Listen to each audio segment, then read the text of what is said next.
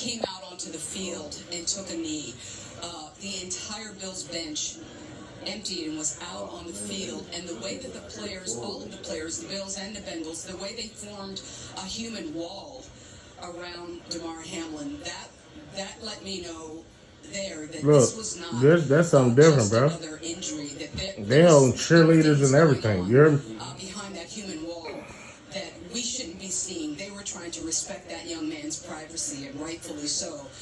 So that was when I realized immediately that this was not just another injury, that this was something very, very serious.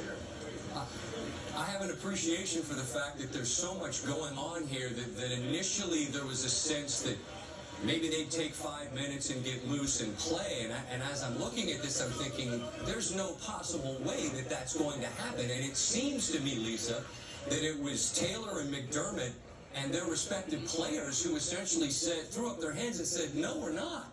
We're not playing football in 5 minutes. And again, I could be entirely wrong, but that was the sense I got as I watched. Was that what you felt was happening?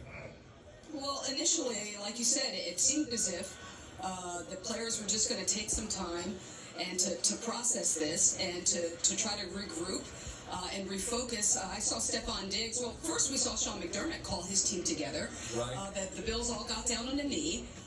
And we don't know what he said to them, but it appeared as if he was trying to refocus his team. And then Stephon Diggs did the same thing. He was yelling, guys, come on, come on, come on, come on. Because players were just sitting on the bench just looking completely shell-shocked and devastated, and rightfully so. But all of the team got together on the Bills sideline. Stephon Diggs, I could hear him rallying the troops. I could hear him encouraging them, telling them that let's go, let's refocus. But then after that, the players just kind of went back to what they were doing before, which was to be emotionally distraught. Players went back to the bench. They went back to hugging each other. They went back to taking their knees to their knee. Some guys had towels on their faces, and they were just openly sobbing into their towels. So at that point, it started to become clear that this is not something that these players are going to get over. They're not going to be wanting to play another down anytime soon. Nor should they, frankly, be asked to do so in my estimation, because I think it's understandable that the way these men are wired in the arena to compete, and you get it, people get injured. And that's an unfortunate part of the game. But this clearly was different than that. And so as perhaps the fire and brimstone speech loses its impact, the idea that we're going to continue this game, no, we're not. His head went behind, what's his name? Appreciate whatever happened between those coaches and those players, because there was clearly such respect and such unity on both sides together. What matters right now is not this game, which mattered so much at 8:30 Eastern time. And so you were doing such a great job giving the perspective in the tunnel of the conversations that were going on. At what point, Lisa, did you sense that this game tonight is going to pause while the hopes and the intentions of everybody is on the show, man? When the officials came back to the Bills locker room, Sean McDermott came out and spoke to the officials.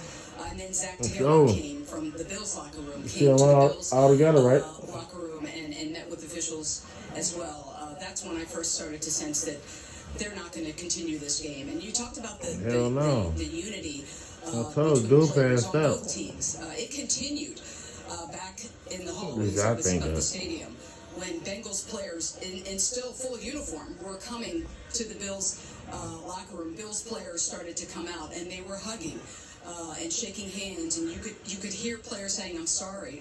Josh Allen and Joe Burrow.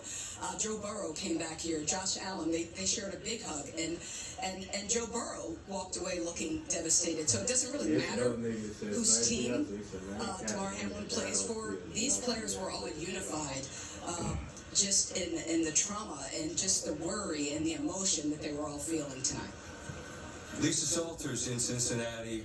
As always, we appreciate the job you do covering the games, right? Every Monday night, your interviews with the winning players. But tonight is so much more important, and just so thankful to have you there to tell us as best you can what's happening in real time, Lisa. Thank you so much.